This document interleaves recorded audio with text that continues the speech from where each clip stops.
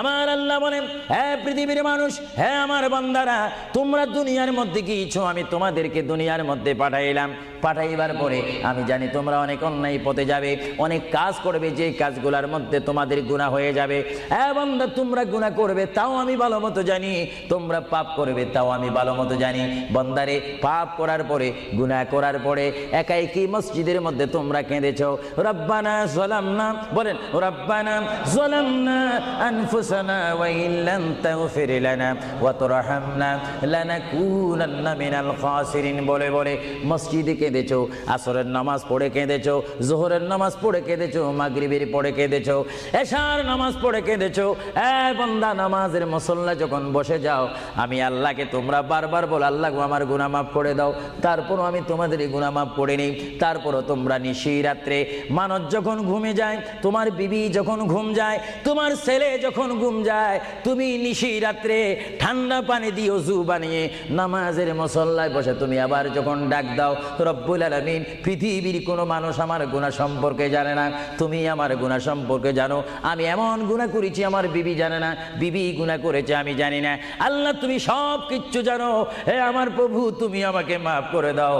আমার আল্লাহ বলে, তারপরও যদি তোমাদেরকে আমি মাফ না করি, তারপরও বান্দা, তোমরা আমার রহমতের দরজা থেকে ফিরে যাইও না।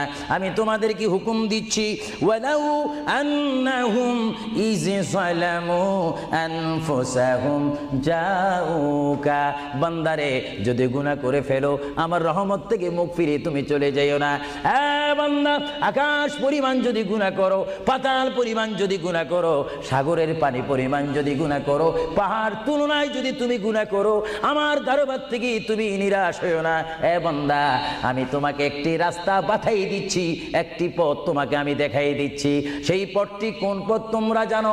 ওয়ালাউ আন্নাহুম ইয যালামু আনফুসাহুম জাউকা, বান্দারে, যখন তোমরা বরবাদ হয়ে যাবে, তখন তোমাদেরকে একটা পথ আমি তোমাদেরকে দেখাই দিলাম।